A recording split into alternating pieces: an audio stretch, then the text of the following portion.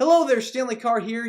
I love collecting music and sports memorabilia. Want to know where you can find some? I'll tell you. Go to oldglory.com. This website features one-of-a-kind apparel from your favorite sports teams and musical artists. And I can help you get 15% off of all items. Use the code WWH135. Enjoy the episode. Welcome to Wrestling with Heart, a podcast looking at pro wrestlers giving back to their community. Join me, Stanley Carr, as I interview wrestling's hottest names who use their platforms as entertainers to raise awareness and do community service. Hello and welcome to another edition of Wrestling with Heart. This is the show where we talk with professional wrestlers and professional wrestling personalities about their lives in and outside of the ring, as well as doing acts of charity work, community service, volunteering, and spreading positivity. We're always about the positive vibes here on the show. And with me right now, I've got a very special guest. He is a journalist, writer, and historian. I'm pleased to welcome the one and only Oliver Bateman to the show. Welcome, Oliver, to Wrestling with Heart. Hey, Stanley, glad to be on. All right, it's my pleasure. So, talk to me about your childhood. Where did you grow up? So I am from southwestern Pennsylvania, grew up there first 7 years of my life, and then came down to eastern North Carolina, moved down there with my parents in 89. So 89 was really when I became a big Jim Crockett Promotions / WCW fan, living in eastern North Carolina. That was there was the big divide between promotions at the time, and most of the kids that I knew down there were watching WCW. I began to watch there on TBS and liked it because you got the longer matches, you got the bigger shows, you got all that stuff. So that was really like my childhood. And a lot of my childhood, I was homeschooled, so a lot of my childhood was spent going to work with my dad and reading wrestling magazines, and I'd bring a stack of them with me some days, work my way through. And that was always, that was very much like a part of my school curriculum for many, many years. Wow, school curriculum. That wrestling, as long as I can make some argument about why I was going to have some benefit from it someday, my mom and dad had no problem with me just plowing through wrestling materials all day long. And given that I writing about it and curating the history of and doing historical work in is something I do now with it. I think there was a benefit, so there was a payoff to them letting me do that. Yeah, this was like really, in the 80s where you had your WCWs, your Yep. Crockett's, your WWF, and all these different promotions. Really, just so much content. And you were able to, like you said, this was like the South had like so much going on in terms of promotions. You had, Ric Flair and Dusty Rhodes, your Funks, your Briscoes, and so many different talents that came through that, part of the Yeah, so country. 89, 90, 91 in that area. It would change a little bit in 92, 93, 94 as the promotion tried to promote different areas. But, once or twice a year, we would go to a show at Norfolk or Hampton Roads or because we were about an hour from Elizabeth City. So that was in that metro. And so you could still see a WCW show really cheaply. And they didn't draw all that well during that period, 90 especially. I don't think they were drawing that well. So my dad could pick up tickets like promotionally, from someone else that he worked with, or it's not like they were really doing huge gates at a lot of places. That said, the crowds that were there were really animated, really liked the wrestlers, but it was unique. 88, 89, 90, 91 was also another period where it's different today. Everybody can watch every sort of wrestling thing. They can learn about every wrestling thing. Um, 87, 88, 89, as I'm growing up, we're watching the WWF stuff in the mornings. We might occasionally watch a VHS tape of a WrestleMania after it happened. Um, but that stuff, I wasn't as passionate about it as I would become about WCW, especially 89 was an incredible year in ring for that promotion. 89, you had Great Muta, you had Sting, you had all these people in their primes. You had the Ricky Steamboat, Ric Flair stuff that year. And it was a great year to be a fan of that promotion. So big part of my childhood. And I would say ultimately, I'm a Southern wrestling fan at heart. I wrote a thing about this when Dick Slater died for The Ringer, talking about how this was kind of like old wrestling to me. So that was me. That was what I was growing up with. Yeah, me, I'm like a big like Tennessee, being from Tennessee, like I Okay. love like the Memphis stuff and Yeah. the Nashville Goulas, Yeah. Welch, Yeah. Jarrett, like that's like my jam. So Yeah. anytime I get to watch some of those clips, I'm like, this is so fascinating.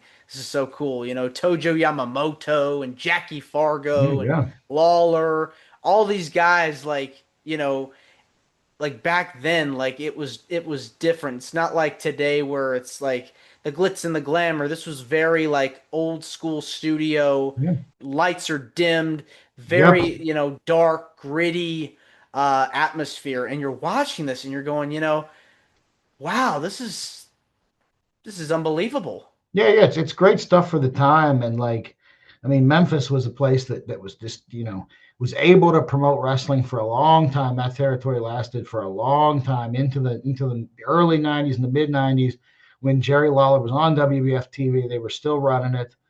And that Mid-South Coliseum, that like they were able to draw that and fill that. And yeah, I mean that was probably the wrestling town, I would guess. I mean, I was privileged to do with the help of images from Mark James, the wrestling historian from that area, and Natalie Bell, who's the daughter of Sputnik Monroe. I did a Sputnik Monroe piece for a place Wow. a long time ago that was really multimedia, and that was fun to do. And you could see, I mean, that was. He wasn't only in Memphis, but that was the main circuit that really provided for those kids because his other son was in the story, and I enjoyed doing it. I mean, not the stuff that I was really like the closest to me growing up, but as I dug back into it, I was like, man, you could see how passionate people were about this stuff. Yeah, and it's dimmed lights. It's not the kind of like snap cuts like you would see today. But man, like when it was the interviews, the promotions, there was a rawness and a grittiness, not necessarily real. It didn't seem real, but like just a real, just such a grittiness and such a excitement to it. You could see why people love Jerry Lawler. I mean, what a character. Oh, definitely. And what I like about Sputnik Monroe, and I've read stories about, his career, such a cool guy and humanitarian, like was able to, stand up for African Americans Yep. and try to break those barriers so that they could attend the shows. And it really like almost like was a champion for the civil rights era. Yeah, and able to build it into the storyline so that he could make some money. And when was working with somebody like Norvell Austin or someone like that, they could make some money, you know. And so was able to do a lot of good especially in an area that needed that kind of stuff. And also, manage the bottom line as a pro wrestler because he didn't make a ton of money in that era, but he had years of making good money, and that was good for his family. His daughter's a registered nurse now, so was able to provide for them for a time. And I'm just glad, glad the name rings out. He didn't get into the Wrestling Observer Hall of Fame newsletter, this time around, but maybe next time. Yes. Now, back to you and your journey in the wrestling business. Talk to me about some of your favorite wrestlers that you enjoyed watching growing up. One of the interesting things is I've gotten to write at the Ringer. I write these long obituaries, sometimes with the help of somebody that was on your show before. Ian Douglas is a great writer as well and Mhm. has a great network of contacts. And it's interesting that I've been able to write the obituaries of some of my favorites. Like I love Paul, Mr. Wonderful Orndorff, and with Ian's help, I was able to, when Paul died, write that obituary with the inclusion of, I'm interviewing his best friend Brian Blair for the piece, like not long after Paul dies, and so that voice is in there. All these news articles about Paul are in there. I like Paul because here is this college athlete, great physique, WBF, the big stories, and then WCW later in his career, tough guy, just incredibly legitimate, and got to cover him. Somebody that always appealed to me on WCW TV, and I know was a more controversial figure. People didn't like him. It kind of reminded me of my own father, so I was always sort of drawn to him one way or the other. I wrote the obituary for Ole Anderson down in that area, and Ole, great mind for the business, very hard to work with for a lot of people, but great at a time in the business. And even when I was watching him in '89 and '90, and I got to see him live in 1990, just in kind of like a managerial type role, just walk into the ring. I was always impressed by him. I mean, he had some presence. He had great mic skills, and he was not polished in any kind of way that the guys are today. But guys like Ole and Art Anderson and all of that, that style, you see it in groups today like FTR that try to come out to the ring and sort of do that style. Admittedly, it's not the same because they're very aware of what they're doing. But yeah, I loved Ole Anderson. I love Dynamite Kid. I love the British Bulldogs in general, and I got to write Dynamite Kid's obituary for the Ringer. Um, Dynamite, crippled for the sport, but was the guy that really, I think, gave us along with Misawa in Japan, gave us like the Dave Meltzer style of wrestling, which is just so hard hitting, snapping, cracking. I mean, Chris Benoit is probably the other guy that, I mean, not one of my favorites, but Dynamite Kid definitely was, even though I later realized that I had to go back into the tapes and everything else. What I saw of Dynamite Kid in '87, '88, '89 was not the best Dynamite Kid, right? Like, so I was seeing, and I love the British Bulldog, Davey Boy Smith as well, but I wasn't seeing the best of, certainly wasn't seeing the best of Dynamite. And even Davey Boy was better earlier in his career when he was a little smaller. So, I mean, so there was a whole lot, there's whole lots of like favorites, but for me, Stanley, the weird one is when, you get the assignment and you're going to write them up, and you can try to do a really good job. And something I always try to do is add a little bit of extra value. Like with Ole, in Ole's autobiography that Scott Teal helped him with, he talks about playing college football, but there's no pictures of it, no records. But I was able in Ole's obit to go in and find that he had indeed played on the Colorado University Buffaloes football team. Put that picture in there. It's in his Wikipedia now, linked, so like you can see. Like the really bloody wrestler New Jack, he claims in his autobiography he played at Clark University, Atlanta college football. And I was like, New Jack, he didn't seem athletic to me at all. But Ian Douglas and I looked it up, and Ian was like, no, here's all these records of this dude scoring a touchdown, playing cornerback, returning this, doing that. And the crazy story about this, you want to talk about charity work and stuff. When that obituary came out, when New Jack died, the woman he was married to messaged me on Instagram and said, thank you for finding this football stuff related to him. Like, this had always been special to him, this period of his life, a couple of years when he was playing college football. You wouldn't think, because, you think wrestling is the main thing. But we didn't have any of those. And he talked about it. And so all it was going into newspapers.com and digging up the footage, like digging up the material. But when you have the spouse of the person who just died messaging you, to me, that's part of the giving back part of the business. Oh, and my favorite one of all, and it was a real labor of love. When I was a university professor at the University of Texas at Arlington, we came across some photos, and a friend of mine, Melissa Gonzalez, the archival librarian at the school there, she said, oh, look at these old pictures, Oliver. These are just a box. They're stored and they're safely stored. But look, it's wrestling. So we looked at it, and sure enough, it's these incredible black and white 1983 photos of wrestling just as it was about to peak in the Dallas area. This is all at the Will Rogers Center in Fort Worth. And it's all the fans at ringside and these incredible, like, back of the body views of the wrestlers. And like, it was the photographer was a guy named Cyrus Bono, who was like an incredible photographer, mainly like jazz musicians and clubs and real estate. But for a while he got into taking pictures of wrestling. And what made it super exciting for him was he got to show the crowd interaction. So what I was able to do is take those. The library supported me at Texas Arlington. We did a huge exhibit for wrestling, world-class championship wrestling memories at the Will Rogers Center. And the craziest thing was, this is a library exhibit in like the nice special collections wing of a library, but it's on the top floor. You got to take the elevator up. It drew hundreds and hundreds and eventually thousands of people over the couple months it ran, of these locals who felt passionate about it. Because when it came out, that first night that I had photos, I went on Twitter. This was 2015, so he was still on there and active. And I'd sent one over to, just to see Kevin Von Erich. I was like, Kevin, have you, can you help me identify some of the people in these pictures? Now, Kevin has seen every photo of his family ever taken, because the mags, Mm-hmm. the magazines would come and he Yeah. knows, or they would pose them and he knows like that's what he looked like in here. But he saw some there. He'd never seen these before, never knew they existed.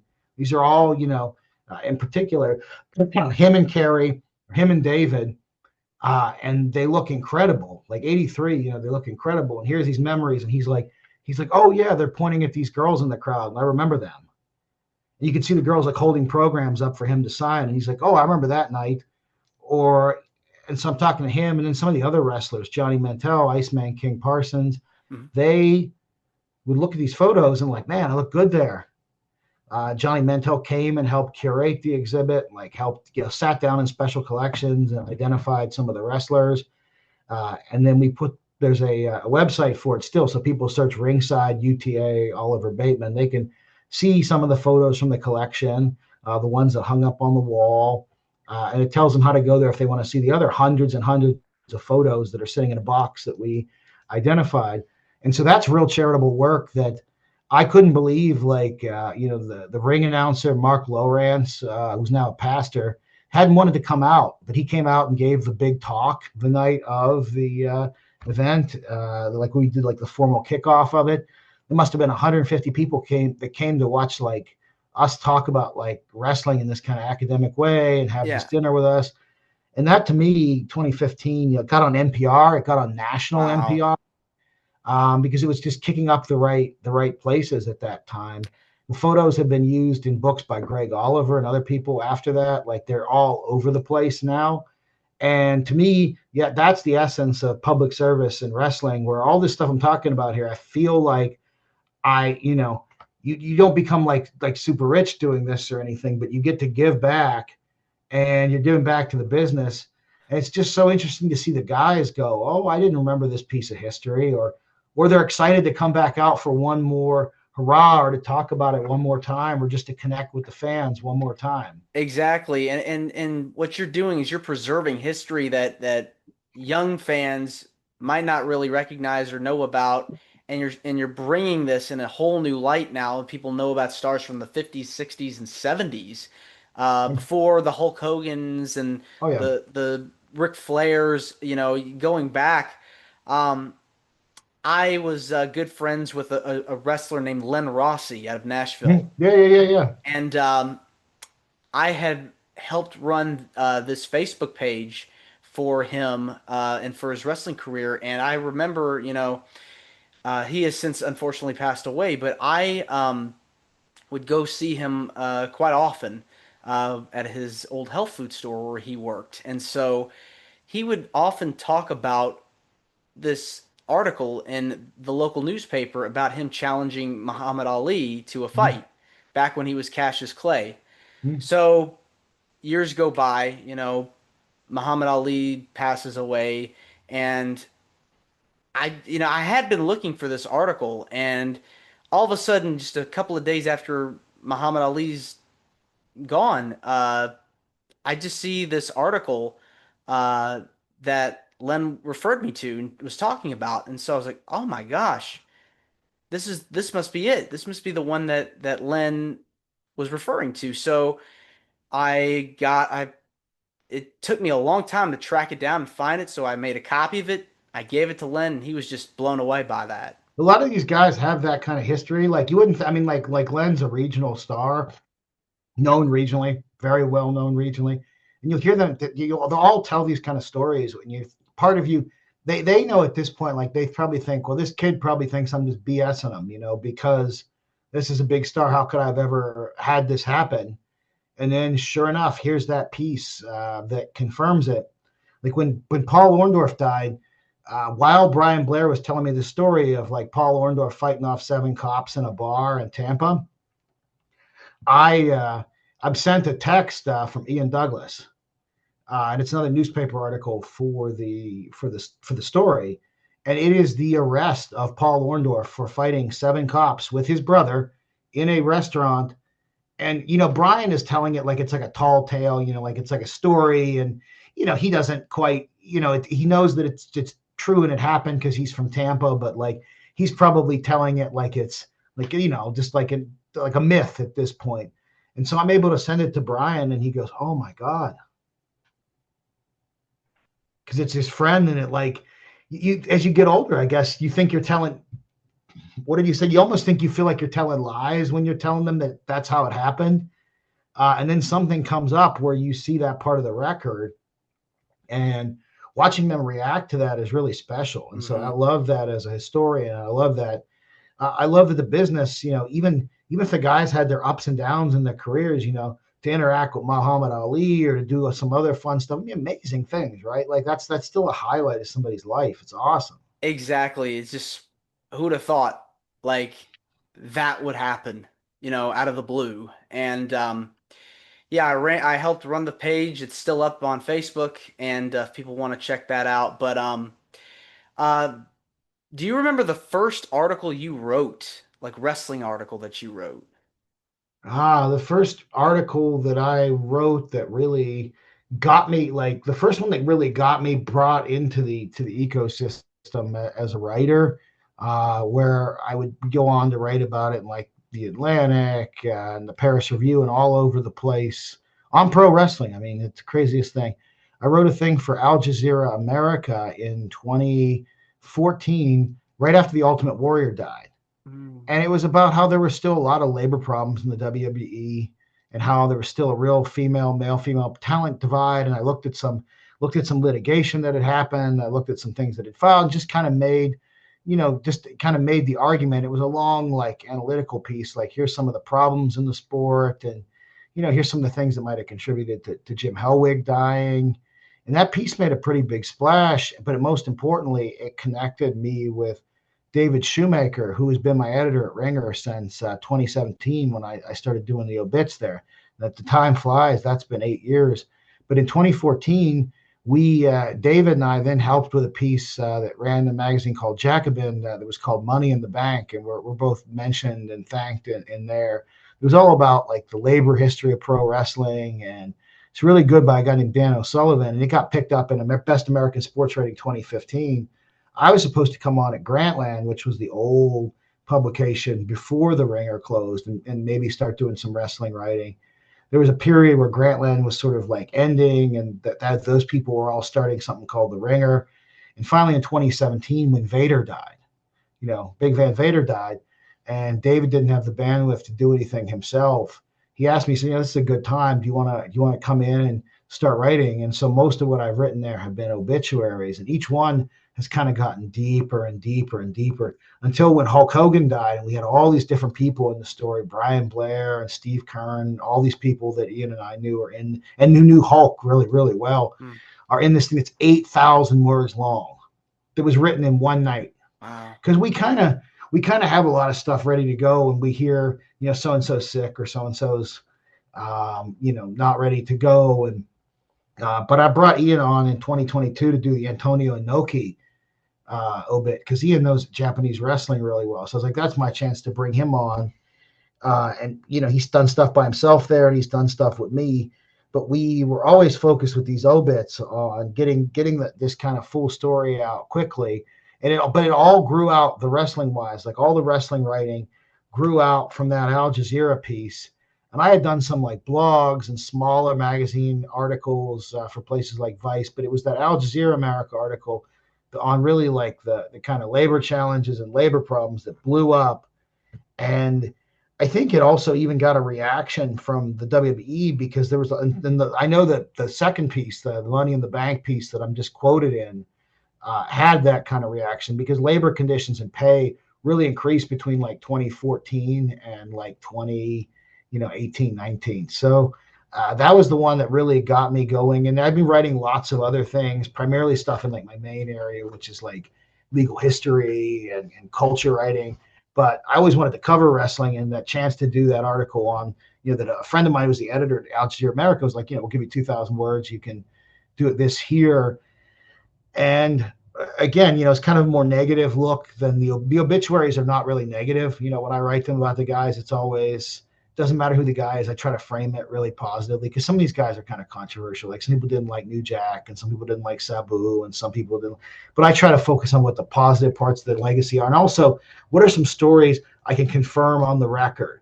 So like when Scott Hall died, I was able to go back into the record and find everybody knows Scott Hall killed somebody. In the early 80s, Scott Hall, early in his career, was cheating on, or not, he wasn't cheating, but a woman was seeing him who was married. And he was very worried that her husband was going to kill him. So he goes to the club one night. He's this huge dude. Scott Hall's huge. Mm-hmm. So the guy is no joke, though. And so they get in a fight, and Scott Hall ends up killing him. But the craziest thing was 1 or 2 months before, and Scott Hall would have known this, the guy that killed him was freed by a Florida court after killing a guy who had been messing with his wife, Wow. the same woman. So this guy had literally killed another man for doing exactly. So he was literally planning to kill Scott Hall. So people would say, oh, Scott Hall was a murderer. No, Scott Hall, like, not only did Scott Hall get off by the Florida court, Scott Hall killed a guy who was a murderer. And I don't know if that ever got back to the Hall family or they ever found out about it. That is the weirdest angle. Like, that was a dangerous man. And you could tell what a tough guy Scott Hall is to have. I mean, just some of those people like lived in some pretty tough situations, but like that Florida bar scene was pretty brutal. Well, Scott had such an amazing career, was able to really have a career in the WWE and WCW, and of course, this whole thing with the NWO really took off, and Yeah. remarkable career that he had. Still somebody that we miss to this day.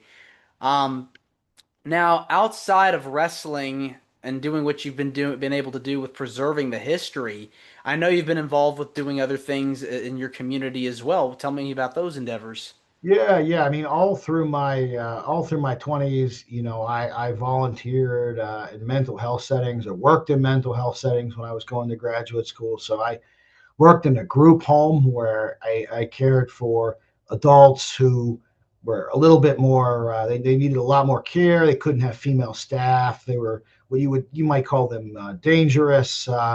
And I would take them to events, and I would take them, like, we'd go see Notre Dame football games, and we'd go see, all kinds of other sporting events. And you'd get them out and about in a way that they needed very specific, therapeutic staff support was my job. And like, they needed very specific care, very specific people who could handle them. And I really, I keep up with some of those families to this day. And my wife is a therapist, and so like therapy work is just an important thing. Everybody, if they need it, should be doing it. But even today here in Pittsburgh, I'm active in the community in terms of a lot of things I do as a writer where I'm trying to publicize causes, or I write for the Pittsburgh Post-Gazette, but almost for no pay, mainly just to highlight local issues, in print. It's good to be in print, but highlight local issues like with the public schools and challenges in politics. And I'm always volunteering time. Like I volunteered a lot of time to the mayor that just got elected in the last campaign, and doing a big profile of him for a magazine. I mean, that wasn't just like I want to profile him for a story. It's like I think he's going to be the better choice for the city going forward. So I'm really active in terms of anything that I think is going to make a difference. And even though some of it can relate back into my writing career, there are things that I'll do for no money, like go give a talk at an event that I think is important, or a historical society that I think is really important.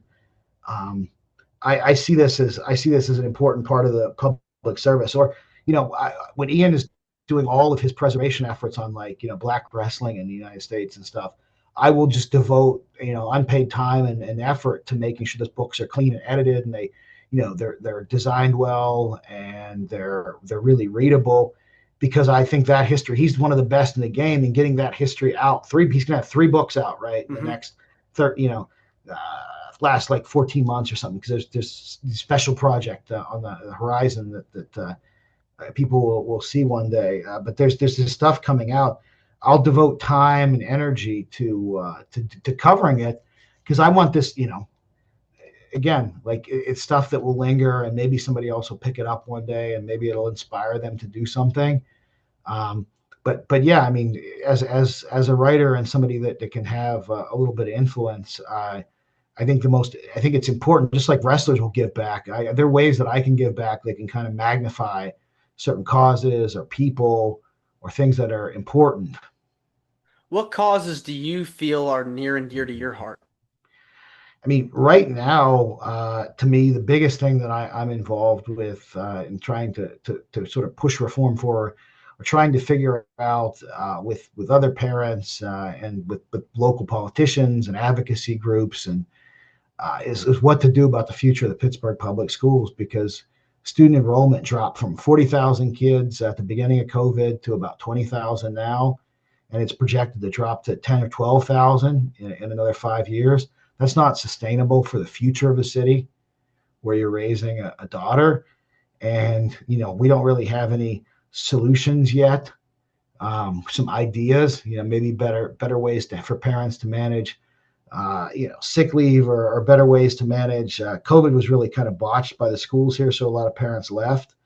But if more parents leave, or the system continues to lose people, there won't be a city anymore for any of us. And so right now, that's probably the cause that's the most immediate that I like. When I talked to the mayor on Monday, like, to me, a lot of my questions are going to be about education, things we could potentially do about education. And I, if 5 years down the line, if the stuff's not resolved, we're not going to have any. This big city, at least it's big. It's along the lines of like Memphis or something. Like, it's big in that sense. It's not huge, but yeah, I mean, so right now, education is front and center. Was there a particular event that you were involved with, as far as like being involved with a school event or something that was heartwarming for you? Oh, the biggest event for me that was uh, totally set up and developed was that world class championship archival photo exhibit. I've never seen so many people come together. Nobody. There's no profit made out of any of that at all. Right? Nobody made anything out of it. It was just this group of community coming together. I mean, moms, dads, dragging their kids to this thing, just out of a sheer love of the sport. And probably the most amazing thing I saw during my time living in Dallas for those 4 years was just the love and the nostalgia and the affection that people had for that sport. That was the most heartwarming thing that I've done. And the friendships I made with the people who are like, I can't believe you have these records or you found these. They go on to this day, and they've been people I've worked into articles and everything. What is it about giving back to the community that gives you the most joy? I think for me as a historian, it's knowing that I'm preserving something. And even like, right now working on the education stuff in Pittsburgh, it's only about preserving the future, right? So I like want to conserve what we have and preserve what we have. Otherwise, there won't be anything to preserve or conserve in the future. And the same goes for wrestling. Like, if you don't grab some of these records or help these people pull their stuff together, and anybody that helps one of these old guys do a podcast, or some of your listeners, and some of the people are doing things like that. If you weren't doing that, that stuff would just be lost. So that's public service too, and it's honestly probably making somebody's day, and it's probably making people's lives a little bit better, or a lot better in some ways. Yeah, I mean, just think about how many of the shows, from years gone by have been lost due to being in a fire or Yep. recycled for some reason. But now it's like with YouTube or with the internet, you can find old clippings Yep. of things. It's way more accessible now than it used to be. Yeah, yeah, and it might be that somebody, somebody looking into it, or a kid, or somebody that was a fan can see. Well, that was the first thing I was at, or that's a show I remembered, but I never had any proof it existed. And there you go. There's a piece of the past right there. Exactly. Well, Oliver, this has been wonderful getting the chance to speak with you. It means a lot to me and to my listeners and viewers for coming on to Wrestling with Heart. Thank you so much. Where can people find out more about you on social media? And if there's anything you want to plug, feel free. Yeah, yeah. People looking to learn more about me can go to my website, oliverbateman.com. They can punch into their Google search bar, Oliver Bateman Does the Work, which is my Substack, and subscribe. It's free. It's a lot of articles about all the different stuff I cover.